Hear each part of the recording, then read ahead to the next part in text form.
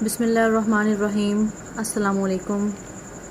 آج میری ویڈیو کا موضوع ہے صحابہ کرام رضوان اللہ علیہم اجمعین کی نبی کریم صلی اللہ علیہ وسلم کے ساتھ محبت۔ آج ہم مختلف صحابہ کرام کے واقعات دیکھیں گے مختصراً کہ ان کو آپ صلی اللہ علیہ وسلم سے کیسی محبت تھی۔ شروع کرتے ہیں اپنی ویڈیو کو۔ حضرت علی رضی اللہ عنہ سے کسی نے پوچھا، آپ کو حضور کریم صلی اللہ علیہ وسلم سے کتنی محبت تھی؟ آپ نے ارشاد فرمایا کہ خدائے پاک کی قسم، حضور صلی اللہ علیہ وسلم ہم لوگوں کے نزدیک اپنے مالوں سے اور اپنی اولادوں سے اور اپنی ماؤں سے اور سخت پیاس کی حالت میں ٹھنڈے پانی سے زیادہ محبوب تھے۔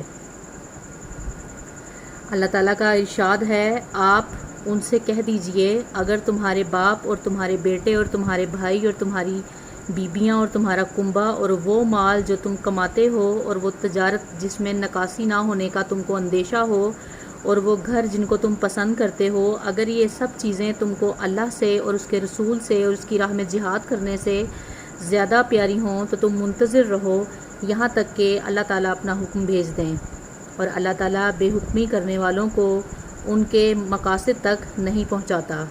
اس آیت کریمہ میں اللہ تعالیٰ اور اس کے رسول صلی اللہ علیہ وسلم کی محبت کے ان سب چیزوں سے کم ہونے پر وعید ہے۔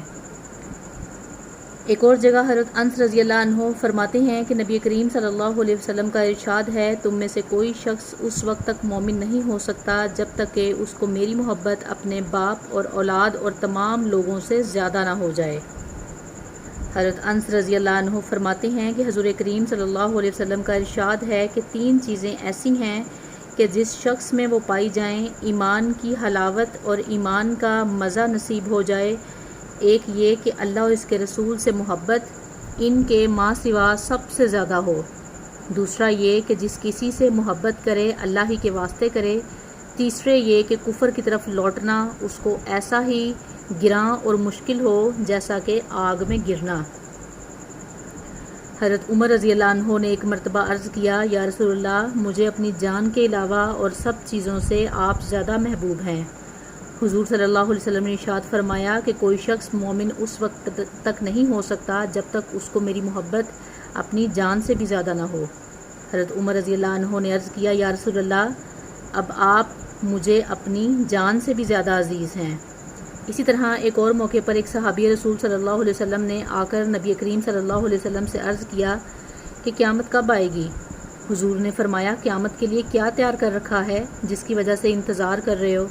انہوں نے عرض کیا، یا رسول اللہ، میں نے بہت سی نمازیں اور روزے اور صدقے کو تیار کر کے نہیں رکھا، البتہ اللہ اور اس کے رسول کی محبت میرے دل میں ہے۔ حضور نے ارشاد فرمایا کہ قیامت میں تم اسی کے ساتھ ہوگے جس سے محبت رکھتے ہو۔ حضور کا یہ ارشاد کہ آدمی کا حشر اسی کے ساتھ ہوگا جس سے اس کو محبت ہے، کئی صحابہ نے نقل کیا ہے، جن میں عبداللہ بن مسعود، ابو موسیٰ اشعری، صفوان، ابو ذر رضی اللہ عنہ وغیرہ حضرات شامل ہیں۔ حضرت انس رضی اللہ عنہ کہتے ہیں کہ صحابہ کرام رضوان اللہ علیہم اجمعین کو جس قدر خوشی اس مبارک ارشاد سے ہوئی ہے، کسی چیز سے بھی اتنی خوشی نہیں ہوئی، اور ظاہری بات ہے ہونی بھی چاہیے تھی کہ حضور کریم صلی اللہ علیہ وسلم کی محبت تو ان کے رگ و پے میں تھی، پھر ان کو کیوں نہ خوشی ہوتی۔ حضرت فاطمہ رضی اللہ عنہا کا مکان شروع میں حضور پاک صلی اللہ علیہ وسلم سے ذرا دور تھا۔ ایک مرتبہ حضور صلی اللہ علیہ وسلم نے ارشاد فرمایا کہ میرا دل چاہتا تھا کہ تمہارا مکان تو قریب ہی ہو جاتا۔ حضرت فاطمہ رضی اللہ عنہا نے عرض کیا کہ حارثہ رضی اللہ عنہ کا مکان آپ کے قریب ہے، ان سے فرما دیں کہ میرے مکان سے بدل لیں۔ حضور صلی اللہ علیہ وسلم نے فرمایا، ان سے پہلے بھی تبادلہ ہو چکا ہے، اب تو شرم آتی ہے۔ حارثہ کو اس کی اطلاع ہوئی تو فوراً حاضر ہو کر عرض کیا، یا رسول اللہ صلی اللہ علیہ وسلم، مجھے معلوم ہوا ہے کہ آپ فاطمہ رضی اللہ عنہا کا مکان اپنے قریب چاہتے ہیں۔ یہ میرے مکانات موجود ہیں، ان سے زیادہ قریب کوئی مکان بھی نہیں ہے، جون سا پسند ہو آپ بدل لیں۔ یا رسول اللہ صلی اللہ علیہ وسلم، میں اور میرا مال تو اللہ اور اس کے رسول ہی کا ہے۔ یا رسول اللہ، خدا کی قسم، جو مال آپ لے لیں وہ مجھے زیادہ پسند ہے اس مال سے جو میرے پاس رہے۔ حضور صلی اللہ علیہ وسلم نے ارشاد فرمایا، سچ کہتے ہو اور برکت کی دعا دی اور مکان بدل لیا۔ ایک صحابی رضی اللہ عنہ حضور کریم صلی اللہ علیہ وسلم کی خدمت میں حاضر ہوئے اور عرض کیا، آپ کی محبت مجھے میری جان، مال اور اہل و عیال سے زیادہ ہے۔ میں اپنے گھر میں ہوتا ہوں اور آپ کا خیال آ جاتا ہے تو صبر نہیں آتا، یہاں تک کہ حاضر ہوں اور آ کر زیارت نہ کر لوں۔ مجھے یہ فکر ہے کہ موت تو آپ کو بھی اور مجھے بھی ضرور آنی ہی ہے، اس کے بعد آپ تو انبیاء علیہ السلام کے درجے پر چلے جائیں گے، تو مجھے یہ خوف رہتا ہے کہ پھر میں آپ کو نہیں دیکھ سکوں گا۔ حضور صلی اللہ علیہ وسلم نے اس کے جواب میں سکوت فرمایا کہ حضرت جبرائیل علیہ السلام تشریف لائے اور یہ آیت سنائی جس کا ترجمہ ہے، جو شخص اللہ اور اس کے رسول کا کہنا مان لے گا تو ایسے اشخاص بھی جنت میں ان حضرات کے ساتھ ہوں گے جن پر اللہ نے انعام فرمایا، یعنی انبیاء علیہ السلام اور صدیقین اور شہداء اور صلحاء، اور یہ حضرات بہت اچھے رفیق ہیں اور ان کے ساتھ رفاقت محض اللہ کا فضل ہے اور اللہ تعالیٰ خوب جاننے والے ہیں ہر ایک عمل کو۔ اسی طرح ایک موقع پر ایک صحابی رضی اللہ عنہ حاضر ہوئے اور عرض کیا، یا رسول اللہ، مجھے آپ سے ایسی محبت ہے کہ جب خیال آ جاتا ہے اگر اس وقت میں آ کر زیارت نہ کر لوں تو مجھے غالب گمان ہے کہ میری جان نکل جائے، مگر مجھے یہ خیال ہے کہ اگر میں جنت میں داخل ہو بھی گیا تب بھی آپ سے تو نیچے درجے میں ہوں گا، مجھے تو جنت میں بھی آپ کی زیارت کے بغیر بڑی مشقت ہوگی۔ آپ صلی اللہ علیہ وسلم نے یہی آیت سنائی۔ ایک اور حدیث میں آیا ہے کہ ایک انصاری رضی اللہ عنہ حاضر خدمت ہوئے اور نہایت غمگین تھے۔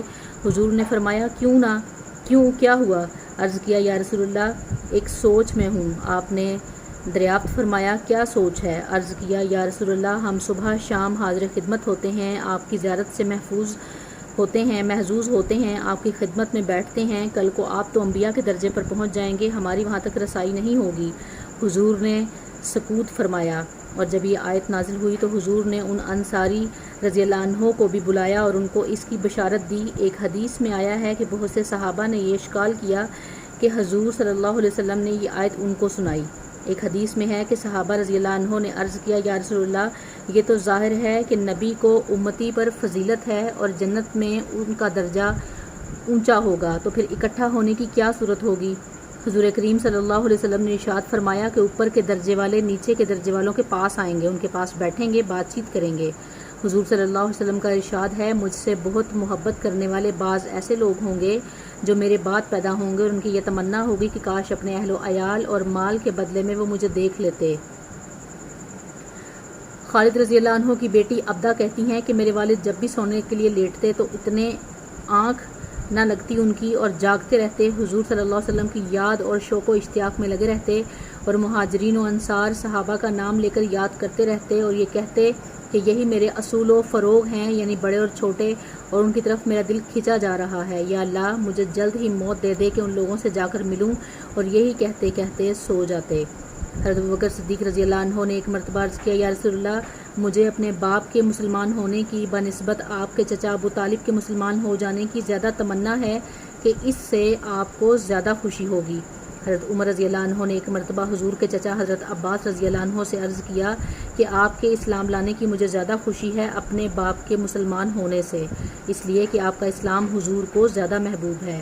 حضرت عمر رضی اللہ عنہ ایک مرتبہ رات کو حفاظتی گشت فرما رہے تھے کہ ایک گھر میں سے چراغ کی روشنی محسوس ہوئی اور ایک بڑھیا کی آواز کان میں پڑی جو اون کو دھنتی ہوئی اشعار پڑھ رہی تھی، جس کا ترجمہ یہ ہے، حضرت محمد صلی اللہ علیہ وسلم پر نیکوں کا درود پہنچے اور پاک صاف لوگوں کی طرف سے جو برگزیدہ ہوں ان کا درود پہنچے۔ بے شک یا رسول اللہ، آپ راتوں کو عبادت کرنے والے تھے اور خیر راتوں کو رونے والے تھے، اخیر راتوں میں رونے والے تھے۔